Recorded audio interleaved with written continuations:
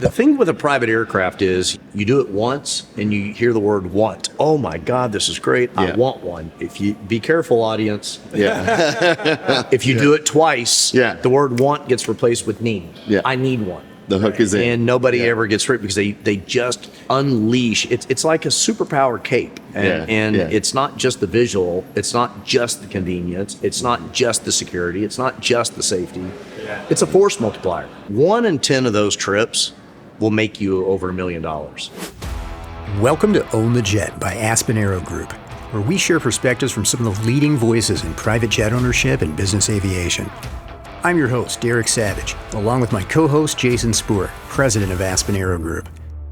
Our guest today is Roger Woolsey, the CEO of Millionaire.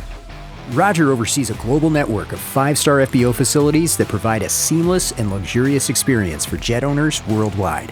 Join us as we dive deep into the mechanics, mindset, and moments that define jet ownership. And together, we'll learn what it takes to own the jet. So much for being on Own the Jet.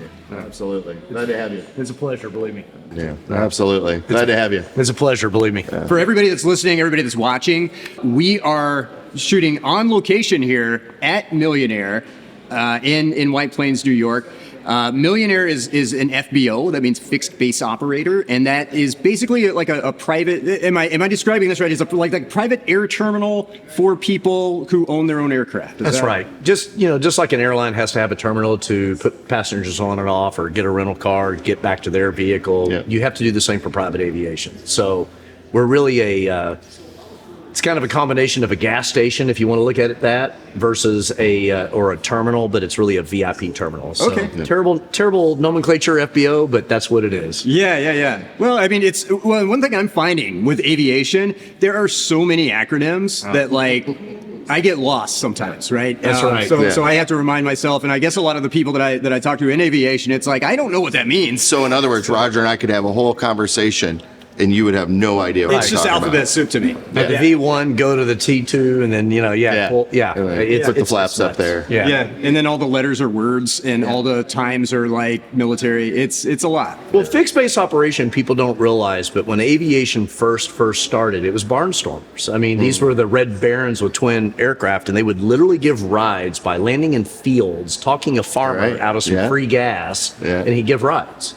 So there was no fixed airport, which is the F for fixed, and then the base, because the military and then the float planes back in the day of the Clippers, they were on water and moving, so then it was base. So the military is really kind of what gave it, and then of course operations, because you've got jets moving and towing and fueling and fixing and hangaring. It's like a boat dock marina. When an aircraft lands, they're going to need a rental car, or their family's here to pick them up.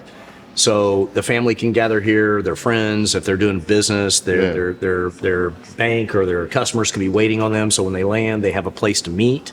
We actually have conference rooms for them to have meetings. And you've got these in multiple cities. I mean, this isn't the only one. You've got, how many Millionaires exist? We're in 38 cities across North America right now. So we're a few in Canada, down to Colombia, all the way up to the Americas right now. That's awesome. Yes, sir. So how did you get in this business? How does one become the leader of an FBO organization? Well, I don't know. They fall there, I think. No, it's no. I lived close to an airport when I was young, so of course, looking through the fence, I saw airplanes and thought that'd be really cool. And one day when I was at 15, 16, I took my first flying lesson. Okay. This is one of the few great privileges of our country and nation. You can actually start flying before you can drive legally, which is amazing. So. 15, started taking the lessons. High school, got my ratings. I had made it through all my professional ratings by the time I graduated high school, and it's impressive. Lucky for me, one of the gentlemen, I mowed his yard and painted fences, and to make money to learn flying. I did not know that he was even a pilot, but he was Eric Clapton, and really? He was his personal pilot. His personal pilot. Interesting. And Julio Iglesias. He called me one day and said, hey, gee, did you ever... So you just happened to have a neighbor that flew these guys around. Please, that's right. It was his weekend home that I used to take care of, and I didn't know this, but next thing I knew, 3 days later, I was the co-pilot to Stevie Nicks and her world tour with Fleetwood Mac, and your life changed like my life that. changed overnight. So Nice. it's my life changed overnight. So started flying the rock bands, started my own company with the rock bands. A lot like what you do.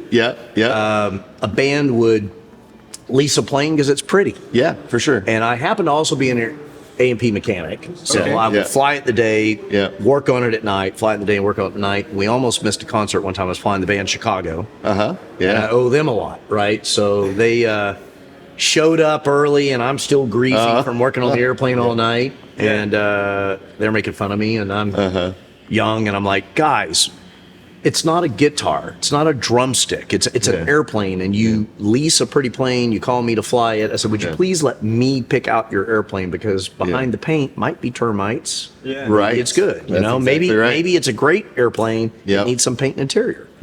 Agreed. So they said, that'd be a good business. Yeah. And off I at 19 years old, I heard them tell me to start my business. Not that would be a good business. Anyway, I started my business, and within about 3 years, I was running 90% of all the rock and roll bands in North America on tour. So we grew pretty good for having a good reputation, staying on time, and getting them good, safe transportation. What kind of planes were you using? Primarily Gulfstreams. I had, back in the day, we had Viscounts, Gulfstreams primarily. We had a few Learjets, Saberliners, small jets, but we were running the jets on tour.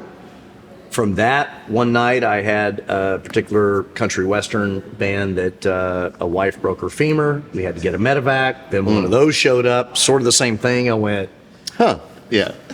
why is it not nice just because it's an ambulance? I mean, it looked kind of beat up. So within 6 months, I was in the air ambulance business. And today, So all these things keep happening. They're just like, I'm going to get in this business now. well, I don't mean to, it's honestly, you remember the Gillette commercial? The guy said, I love the razor so much I bought the company. I see things need to be fixed, and then I end up getting in it for the wrong reason. I just want to fix the product, and then thank God they've made money. So the touring made money. It led me to the Medevac business, which today we are probably one of the largest Medevac, even though Millionaire is known for our luxury terminals. Exactly. But I have a boutique business that does Medevac. We've done 27,000 heart, lung, liver transplants since we've been in business. Wow. I mean, it's just outstanding. It's astonishing, really. That is. So we probably, any given day, have 10 to 14 aircraft in the sky doing medical transplants, which is another business people don't think of general aviation doing. So are those airplanes based nationally? Or they're strategically placed where the transplant centers are. So we have Makes some in sense. California, some in Texas, some in Florida. And And then we have and then what that did is it caused me to keep coming back to the same gas station, same FBO. Right. And again, I got frustrated with that because like gas stations, they were gas stations. And I thought these really are the first and last impression of a flight department. And, people get private aviation wrong, actually, I think. They're in the movies, they think they're luxury, they think it's rock stars and movie stars that fly them, but they're business tools. Exactly. They're absolute business tools. And I mean, the way I've always described them is like one of these. I mean, they look. I remember the first cell phone. I thought it was luxury. But exactly. I could go back to using my rotary dial phone. But how productive would I lose, right? And so that's what the private airplanes are. They're high productive tools. And I just thought they're a big deal, and the facility should be a big deal. They should represent you when you land and you depart, because your bankers, your family, your investors, your friends are walking through these facilities. And the experience doesn't end at the aircraft.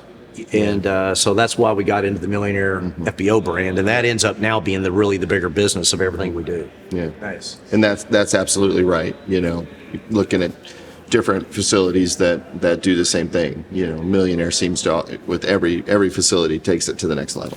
And we takes it to the next level. Well, we try to mimic the environment too. I mean, we were in, prior to the pandemic, we were in Beijing. Well, everything was very Chinese inside. It wasn't like an American luxury. Right. When we're in the Bahamas, we're not really in suit and tie, because when you come to the Bahamas, 95% of our customers are on vacation. So we're literally in short sleeve shirts and Bermuda shorts, and we actually greet the aircraft with a margarita when you land. You know? So, so it's we try to take on and be a representative of that community. Yeah, that's great. But they're absolutely supposed to, feel safe, feel luxurious, because you're typically conducting business, and we're trying to help you. Yeah. I mean, they say you first taste your food with your eyes. So we want to be a part of that experience, whatever purpose or mission you're doing with that aircraft, whether you're on vacation with your family, or you're raising capital for your business, or you're trying to close that very important deal with a customer. We want to make sure we first help your entourage taste the food with their eyes. We want to be a part of that experience. And this facility here definitely does that, by the way. Beautiful. Thank you. Beautiful. We've been operating kind of out since we've been here. We have all this gear and we have all this stuff. So we've been operating out of one of your conference rooms that you have here, which has been great, because now we're able to actually conduct business, because not only are we doing On the Jet, but Jason owns a business, and he's trying to do some stuff. So we have things to do. We have business to take care of. You've got the facilities here to do it. So that's been great.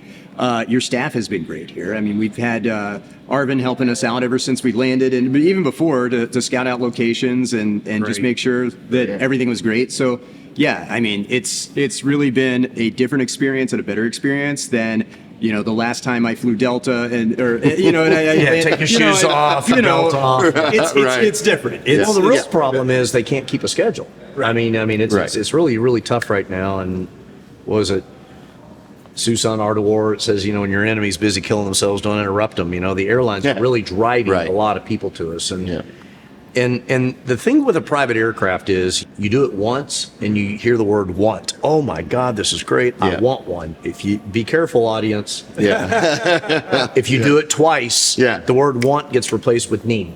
I need one. The hook is in. And nobody ever gets rid, because they just unleash. It's like a superpower cape. And it's not just the visual. It's not just the convenience. It's not just the security. It's not just the safety. It's a force multiplier. 1 in 10 of those trips will make you over $1 million. Sure. I mean, yesterday I did a meeting in one state.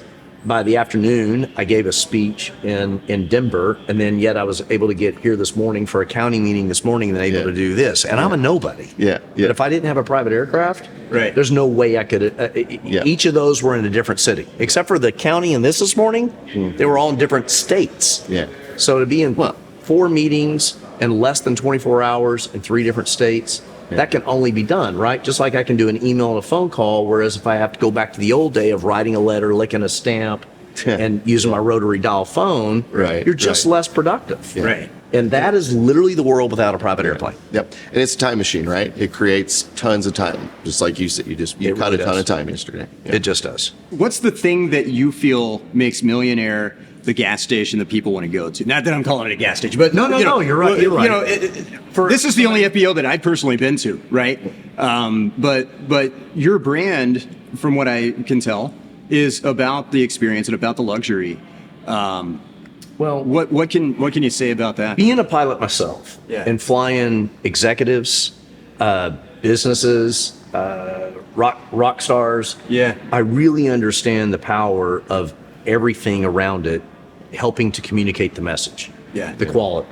So literally, we're just trying to elevate that experience. So Millionaire, to use a cliche, we probably are the Four Seasons or the Aman in a sea of Best Westerns. As a pilot myself, I agree with that. I agree. But even a Best Western is better than going commercial, or when you're trying to get things done. I mean, and not every city can have 3 or 4. I mean, we've got 7 fireplaces in this facility. We've got 4. I mean, yes, this is a little over top, but we're in New York City. So we have ambassadors. We have CEOs of almost every major Fortune 100, 500 coming through the facility. So we need to reflect that. Now, if you get into Indianapolis, Indiana, we're very, very fantastic too. But guess who one of our top clients are? one of our talk all the race cars. Oh, right. we sure. we got a race theme, Yeah. the Indy 500, Yeah. and it's a little more. So it's we just try to take on the local field, but Like it. but aviation as a whole, it's about making a force multiplier for the end user. So whether you're in Falfurrias, Texas, Town, Arkansas, or New York City, you're going to have maybe some different levels. But having a private aircraft, whether it's a piston plane, turboprop, or a jet, you're going to get things done you never dreamt you could do, Right. and you're going to provide your employees the ability to have a life with their family Yep. while they massively produce, Yep. and you're going to have a loyalty out of your employee base that you've never had before. Yeah. So because you're providing them Time. elegance, time, quality of life, Yep. and getting back to their family, keeping them safe, and you're having really, really good conversations while you're flying. That's exactly The right. most productive time Yep. I have in my day Yep. is in an airplane. In the airplane. Yeah. I'm not getting interrupted. I'm focused on my customer, my bank, or if I'm on the internet, I can really get things done. So airtime is extreme productivity, Yeah. opposite of what you're used to if you've never used an aircraft. Because if you're on the airline, there is no privacy. Right. Right. There is no conversation.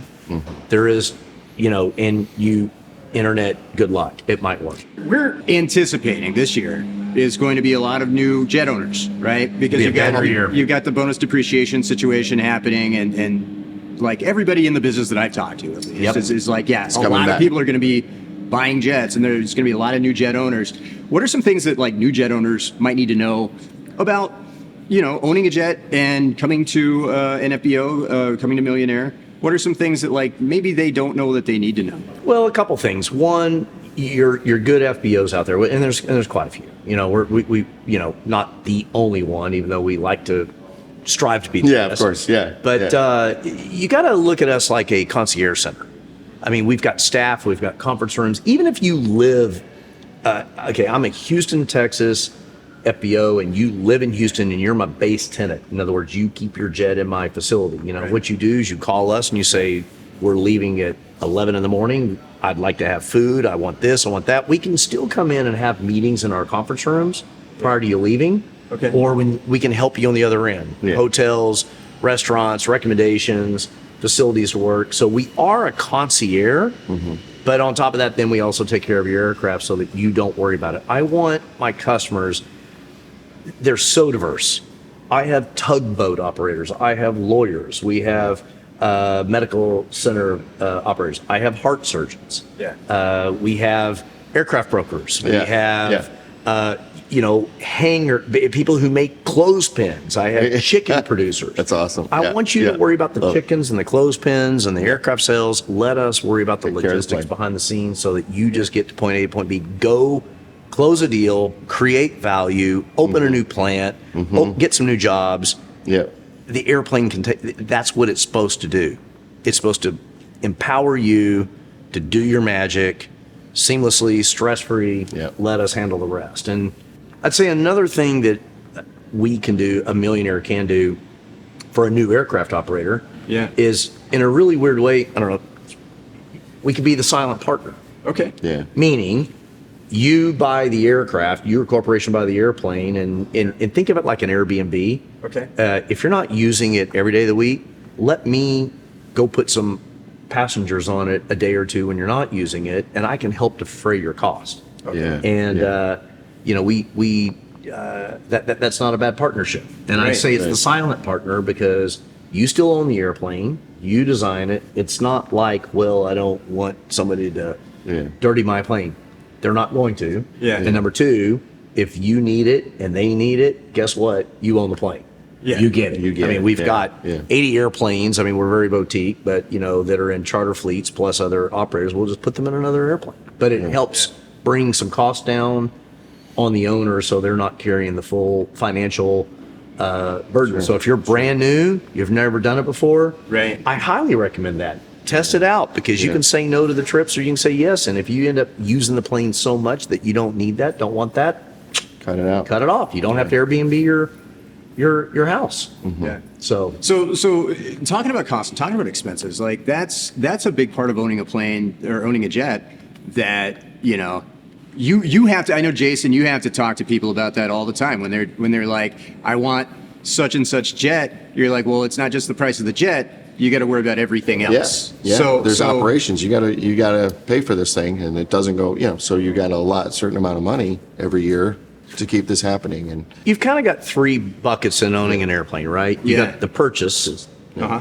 Good news is you'll get that back when you sell it. But that is bucket one. Yep. Bucket two then Yeah. is never fly it. Don't ever fly it. Think of it like a horse. Okay. You still got to put her in a barn. Yeah. You still have insurance and you've got pilot salaries, Yeah. even if you don't fly. So that's what we call the fixed cost. Yep. That's fixed. Yep. And then you have the hourly. When you do use it, you are burning gas and you're putting some catering on the plane and paying some landing fees. So those are your three buckets.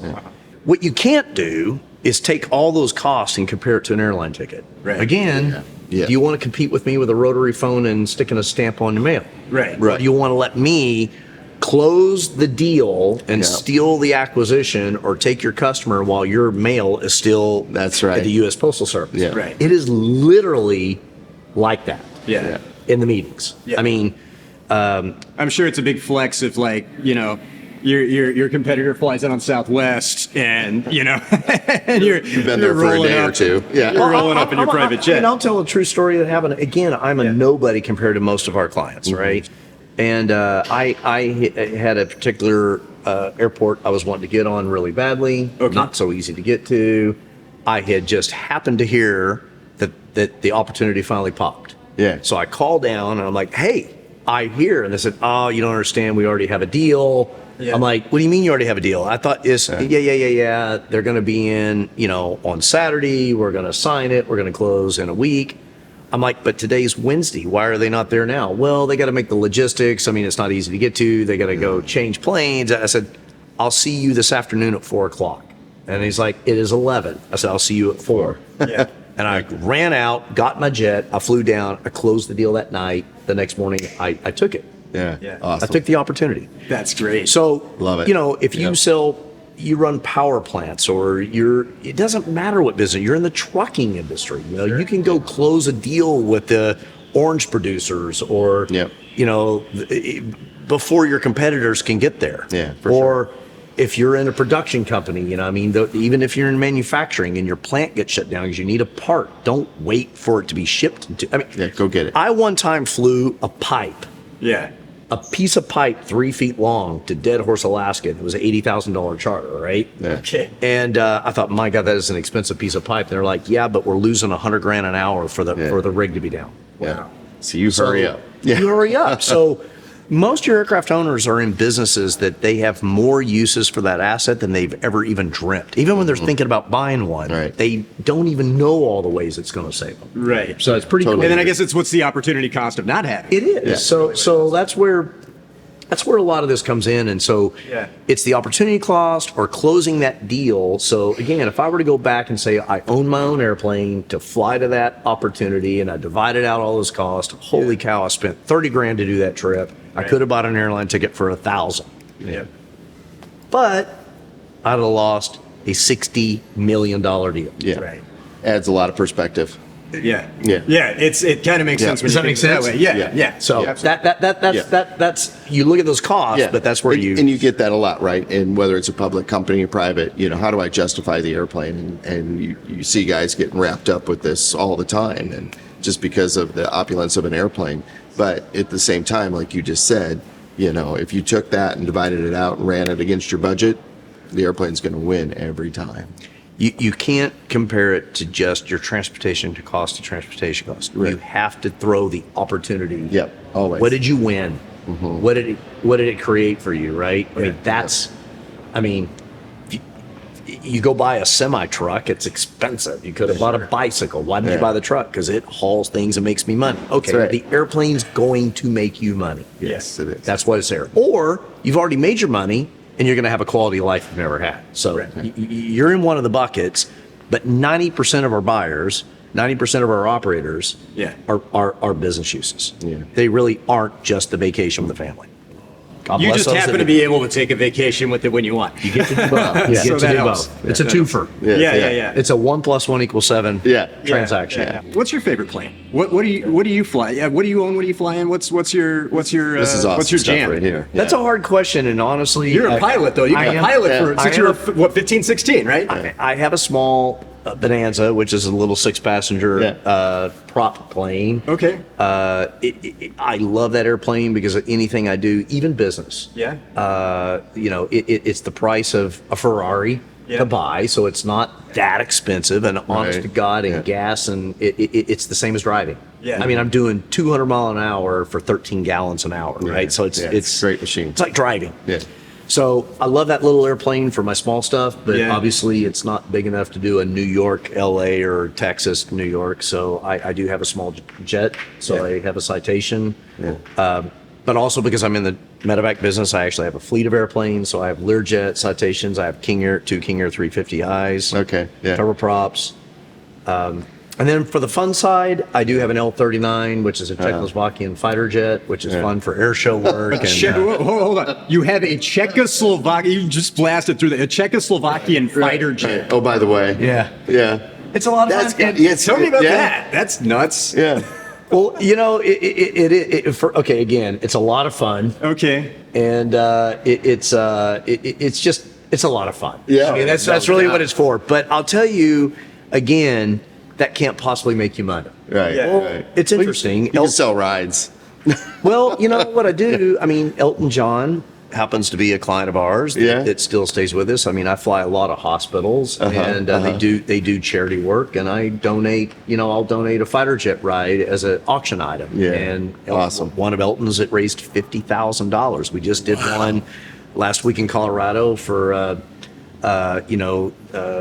another charity that they just raised $30,000 for the ride. That's So awesome. again, and it there's no quid pro quo for it, but these are clients. They're friends. I mean, and so it's a great tool. Yeah. It's a lot of fun. Well, it's kind of cool that you're taking something that was built as a tool of war and doing charity and making charity work with it. Yeah, that's pretty so cool. we've done stuff for the Children's Hospital, the Shriners, the burn centers.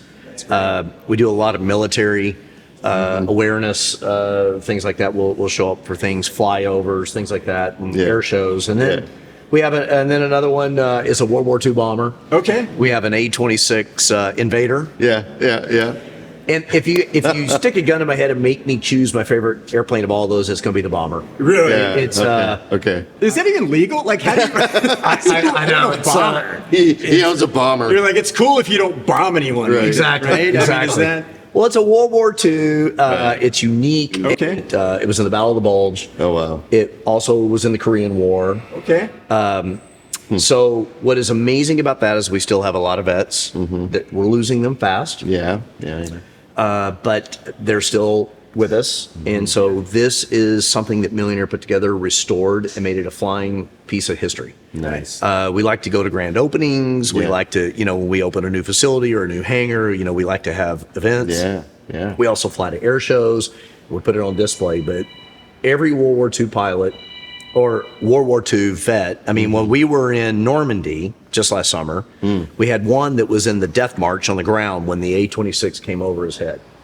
He came up to the aircraft, held it, and just bawled like a baby. And there were 30 of us around him, and we all started crying. Oh yeah, for sure. So it's a way to honor our past, but it's also a way to inspire our future. And why I say inspire our future, because I want to be honest, when I was in my public education in Northwest Arkansas, I hated history. Yeah. But you show up with an aircraft like this, it's got stories, and you've got young kids, and they'll look at it and they get enthused. They get enthusiastic. They enjoy history. Maybe they want to be in aviation. I mean, it makes it real. If you're a pilot, an engineer, a mechanic, which is a great career, it starts usually at an air show. Yeah. So they say a picture's worth 1,000 words, but an experience is worth 1,000 pictures. Yeah. So we love to honor our past, inspire the future, and that's really what the A-26 is about. So we get it out as much as we can. We just last week at Oshkosh with it. We love it. So it's a great tool. Yeah, That's awesome. That is awesome. Yeah, I was expecting you to just be like, yeah, I love my citation. But yeah, that's a great story. Citation is the magic carpet ride that makes things happen. I'm able to close deals, be in 2 cities at once. And if I'm going somewhere myself, I don't like empty seats. I'll load up 6, 7 more of my teammates, employees, and say, come with me. Sometimes, I'll tell you what, I one time left Houston, I was going to Austin, and I had 4 empty seats. Yeah. And I looked in the facility, and I grabbed 4 of my housekeeping. Now, housekeeping's never been in a private jet. Right. Ever. Yeah. And I'm like, you're coming with me, get in the plane. They're like, oh my God, why? I'm like, get in the plane. Why? I said, 1, I want you to experience the people that you serve every day. 2, I want you to go see another facility. 3, they do something better than you. I want you to learn it and bring it back. Number 4, you do something better than they do. I want you to teach it and leave it. 5, we're going to jump in a crew car. We're going to go get a great meal. We're going to have a good time. Yeah. All those employees, this was 8 years ago, they're all still with me. Yeah. That's awesome. I mean, stuff like that. Yeah.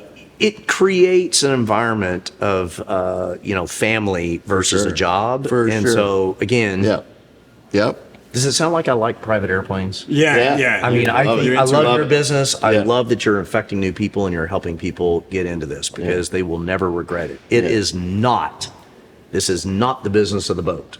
Best and worst day, buy it, sell it. That's not this business. That's right. What's in the future for Millionaire? Well, we love the space. I do try to think strategically sometimes.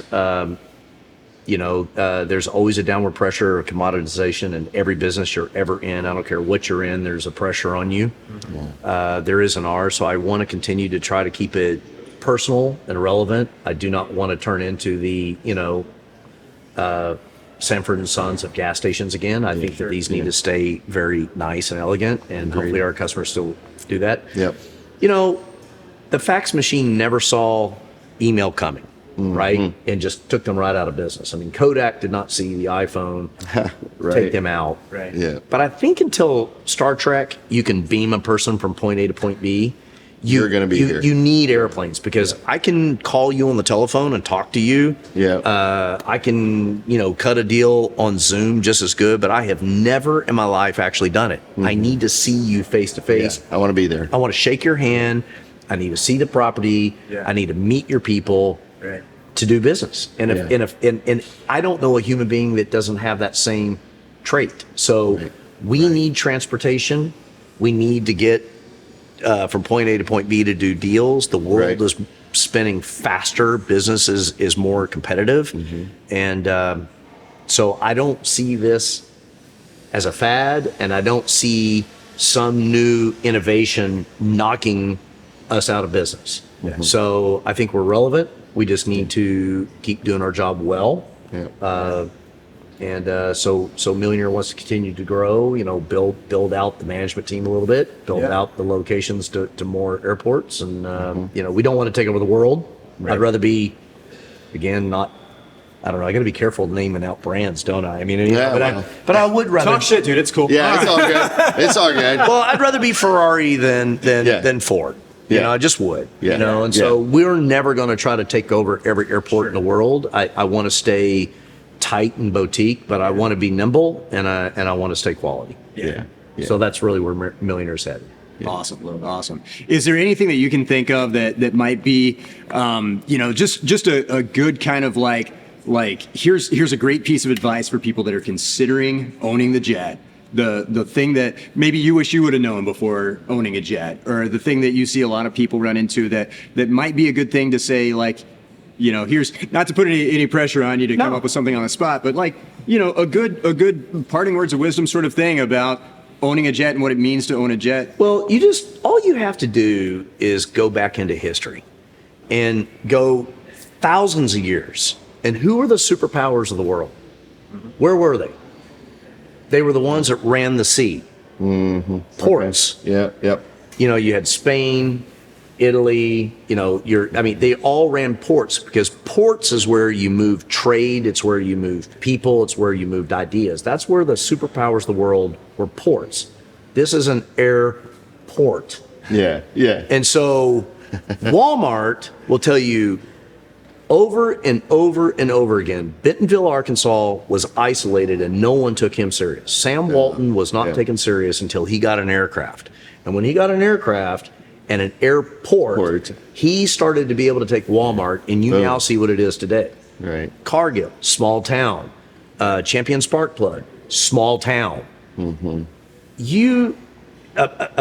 aircraft seems expensive at first if you've never been around it. It is the most brilliant acquisition you will ever make in business. And if you've got the money and you don't need it for business purposes, it will make your life better as it is just, giving you the freedom of life. But you are turning your port into the world. So there's one great congressman once that said, a mile of concrete on a highway is a mile, and a mile of concrete at the airport opens the world. Yeah, that's pretty good. So love it. You really are unleashing your business in a way that you can't even imagine today. And you know what? You're wrong. Sell it next year. Yeah. You had a great time for the year. You get your money back. Took the depreciation. Right. You get right back where you were. Yeah. But I've Not never gonna seen happen. it. I've never seen Not it gonna happen. happen. Never Not seen it gonna happen. They always go bigger. Yeah, exactly. Wow. Right. I had no idea. Yep. That's what you'll hear. Yeah. Nice. Yep. Awesome. Roger Woolsey, thank you so much for joining us on Own the Jet. I really want to have you back sometime. Oh, for because sure. This has been great, and I really enjoy being here at Millionaire in White Plains. This is like this as an experience for somebody that doesn't do a whole lot of private aviation. Like, this has been crazy to me. Like, just this facility. So thank you for your hospitality. Thank you for being on the show. Looking forward to having you next time. We appreciate it. Thank you very much. Yeah. I've enjoyed it a lot. Yes. Thank you for having me. For sure. Thank you for watching Own the Jet. If you want to see more Own the Jet, make sure to subscribe to our channel on YouTube and leave a comment telling us what aspect of jet ownership you'd like to know more about. Own the Jet is brought to you by Aspen Aero Group, your trusted partner in private and corporate jet ownership. Learn more at aspenaerogroup.com. This has been a Savage Media production.